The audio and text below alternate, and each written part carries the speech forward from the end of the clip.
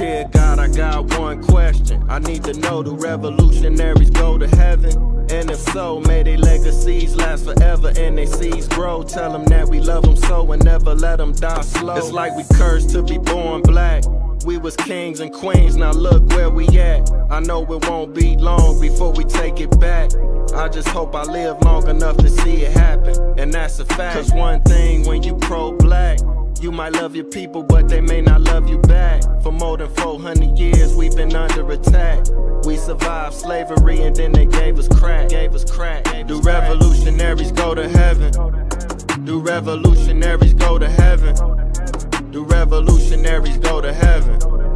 Do revolutionaries go to heaven? Do revolutionaries go to heaven? I wanna know. Do revolutionaries go to heaven? I hope so. Do revolutionaries go to heaven? I wanna know. Do revolutionaries go to heaven? I hope. Peace, Queen. How are you? I'm doing fine, and how are you?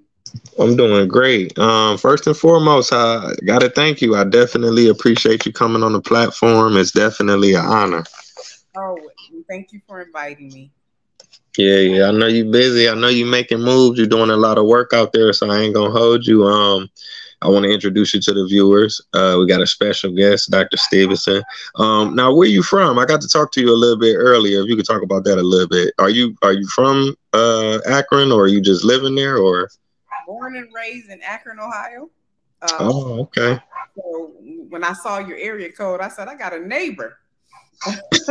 Right. That's what I was thinking. I'm like, who's this with the 330? You know, Northeast Ohio, 330-440. That's amazing. We got a lot of great people that come from that area, you know? We do. That's what's up. Let me see. I'm going to get into, I guess my next question is for the viewers who may not know, what is holistic healing? Holistic healing is when you look at everything, your mind, your body, your spirit. So say, for instance, if you had an issue like diabetes, you do want to look at what you're eating, but you also want to look at what's going on emotionally, what's going on environmentally, what's going on dietarily. So we look at the whole entire person instead of just trying to just give them like a herb. Here, take this herb and this will fix it. When you might be going through a terrible divorce, you know, we never know what's going on all parts of the person.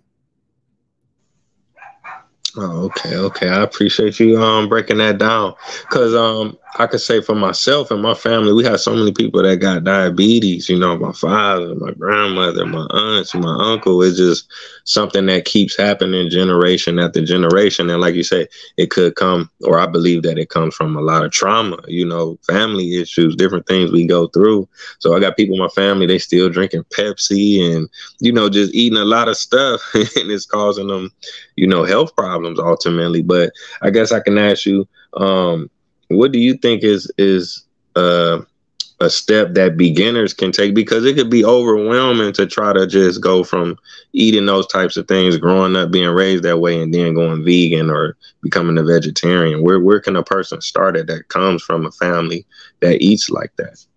Well, I can tell you from my standpoint and how I started. I didn't start off being a vegetarian. I was eating McDonald's steak. I was eating a lot of sweets, you know, and I probably had a couple ginger ales. I didn't like dark pop, but what I did was I got educated. And when I started understanding about refined foods, you know, processed foods, I had to know what that meant. So you think of something like macaroni and cheese. How far is that from nature? Does it grow outside? And so what I did was I started eating the closest to nature. So Dr. Afrika really brought me out around really quick educational wise. And he said, look, if it grows in the ground, he said, it's the best for you. So that's when I started eating my greens and eating salads and cabbage and, you know, finding out how to season them. Because, you know, when you think about vegetables, you think about, okay, how is this going to taste? But it tastes the same way as the other foods as long as you know how to season and you don't do a lot of salt. So I don't do any salt. I don't do any sugar.